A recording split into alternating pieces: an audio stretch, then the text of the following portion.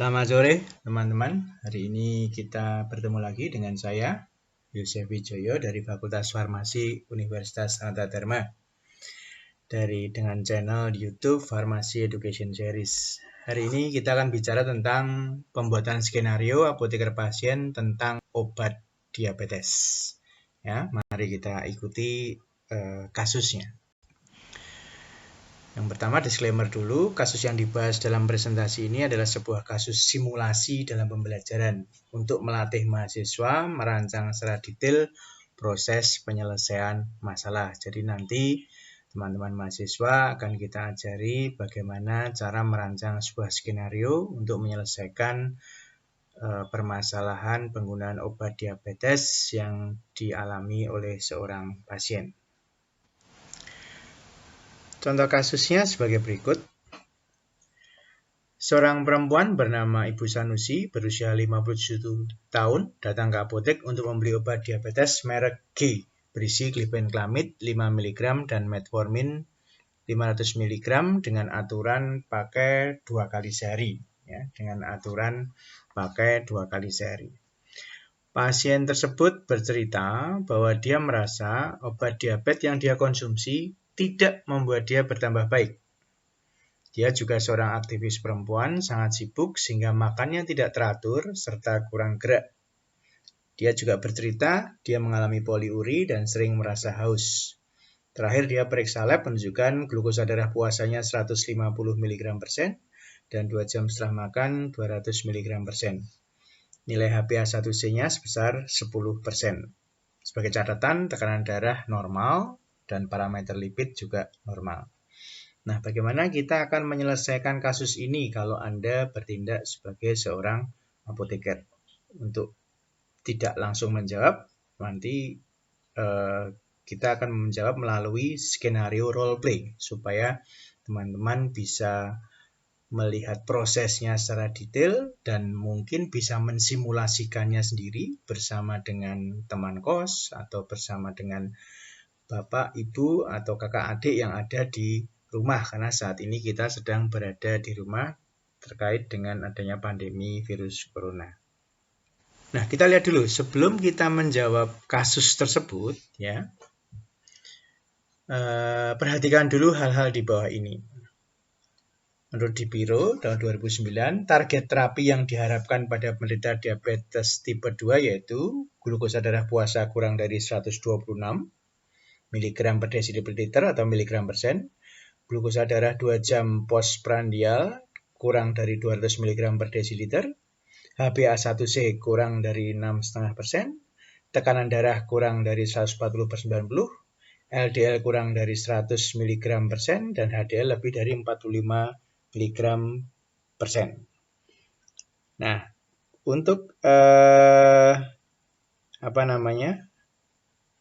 kita harus melihat bahwa untuk pasien diabetes ini kita tidak hanya fokus pada parameter glukosa darah dan juga HbA1c, tapi ternyata kita juga harus mempertimbangkan adanya faktor risiko lain yaitu gangguan kardiovaskular yang biasa terjadi pada pasien diabetes yaitu hipertensi dan dislipidemi. Untuk itulah ada 3 parameter yang tertulis di bawah itu, yaitu ada tekanan darah, ada LDL, dan ada HDL. Itu seperti itu. Walaupun dalam kasus ini baik tekanan darah maupun parameter lipidnya dikatakan normal. Lalu kita perhatikan yang kedua adalah algoritma diabetes mellitus menurut Nietzsche ya, yang bacanya Nietzsche juga boleh, tahun 2015. Kita lihat di situ. Di situ tertulis pengobatan terapi diabetes dengan tolok ukur kadar HbA1c. Dimulai dari kurang dari 7% sampai paling tinggi adalah lebih dari 10%. Kalau kurang dari 7%, maka yang dilakukan adalah gaya hidup sehat. Kalau 7-8, gaya hidup sehat plus monoterapi. 8-9%, gaya hidup sehat plus kombinasi 2 obat. Kalau lebih dari 9%, bisa gaya hidup sehat plus kombinasi 3 obat. 9-10%, gaya hidup sehat plus kombinasi 2 obat plus basal insulin, atau lebih dari 10% gaya hidup sehat plus insulin intensif. Itu seperti itu. Ya, ini yang harus kita harus kita ketahui lebih dulu. Nah, posisi kita nanti pasiennya di mana, mari kita lihat sedikit demi sedikit.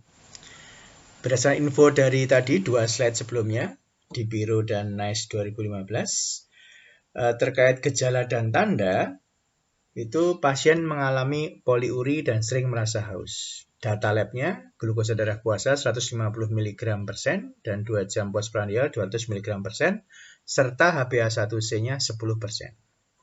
Bila terapi ini sudah diterima pasien minimal 3 bulan, maka terapi dengan obat merek G ini dikategorikan tidak efektif. Gaya hidupnya seperti apa? Ternyata Ibu Sanusi itu makan tidak teratur dan kurang bergerak. Kondisi ini memperburuk diabetes mellitus. Diperkuat adanya HbA1c 10%, menunjukkan bahwa memang betul-betul gaya hidupnya kurang bagus. Kepatuhan. Tadi pasien merasa kok nggak turun-turun ya glukosa darahnya. Dan juga dia orang yang sangat sibuk, makannya juga nggak teratur, kurang gerak dan sebagainya. Kita duga sementara ketaatan minum obatnya itu kurang. Nah, rencana tindak lanjutnya apa? Kita bisa berkomunikasi dengan dokter penulis resep dan mengusulkan tambahan obat. Kurang lebih tadi kalau dari NICE tadi adalah insulin basal. Atau bisa mengganti obat merek G dengan insulin intensif tadi, yaitu insulin basal plus insulin prandial bila HbA1c-nya lebih dari 10. Ya. Lalu, tapi untuk penggantian ini semua, ini kita tidak boleh mengganti secara langsung, tapi kita harus berkomunikasi dengan dokter, menceritakan tentang kondisi pasien, supaya dokter mengetahui dengan lebih lengkap dan bisa memutuskan apa yang akan dilakukan. Kalau usulan kita ditolak bagaimana? Ya nggak apa-apa, itu keputusan dari dokter. Ini yang penting. Yang penting kita membangun komunikasi dengan dokter yang merawat Ibu Sanusi ini. Atau kemungkinan yang kedua, bila misalnya kita tidak bisa mengakses dokternya, kita bisa meminta pasien kembali ke dokter dan menceritakan apa yang dia rasakan, berikut data lab yang dimiliki disampaikan. Karena bisa jadi pasien ini tidak bercerita secara detail kepada dokternya. Yang ketiga, apapun keputusannya dari dokter nantinya, apabila dia kembali lagi ke apotek, maka kita bisa memberikan konseling penggunaan obat diabetes mellitus.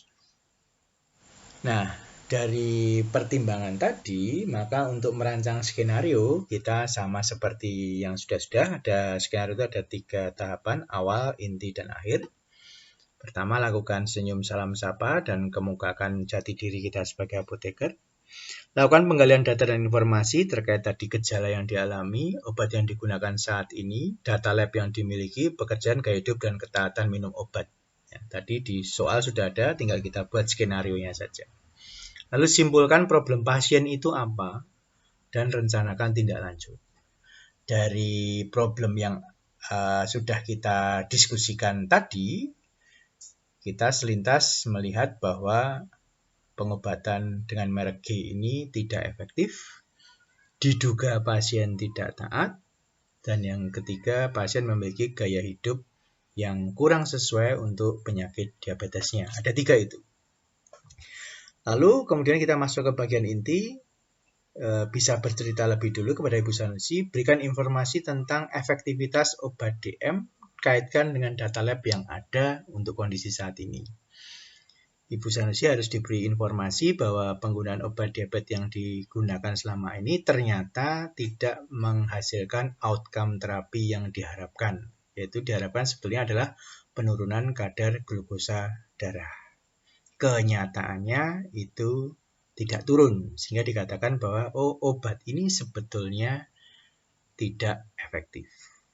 Nah, tapi ada berbagai kemungkinan mengapa ini tidak efektif. Salah satunya kalau penyakit diabetes itu adalah masalah kepatuhan. Jadi kalau pasien itu tidak patuh minum obat, bisa jadi memang glukosa darahnya itu tidak turun.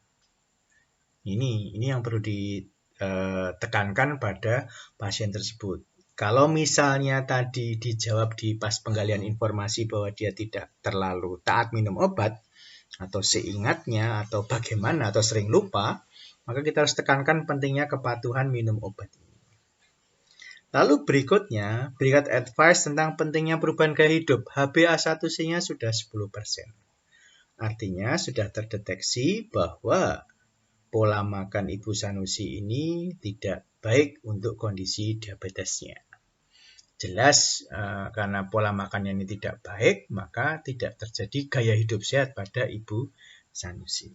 Lalu Anda bisa memberikan informasi kepada Ibu Sanusi bila Anda mengenal dokternya. Sampaikan bahwa saya akan membantu menyampaikan permasalahan Anda kepada dokter. Sampaikan kepada dokter apa yang diceritakan, karena bisa jadi pasien tersebut tidak menceritakan hal tersebut ke dokter. Bisa jadi, ya, bisa jadi.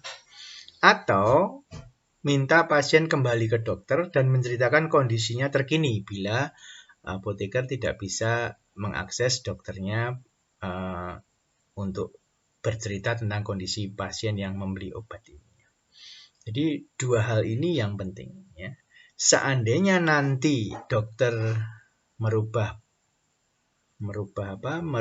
terapi obat seperti yang skenario-nya NICE 2015 tadi, bisa dengan menambahkan insulin basal atau menghilangkan obat merek G tadi dengan memberikan insulin basal plus insulin prandial, maka kalau dia membeli obat lagi ke apotek dengan resep, maka kita harus memberikan konseling tentang penggunaan obat injeksi insulin yang mungkin baru diterima pasien untuk pertama kali.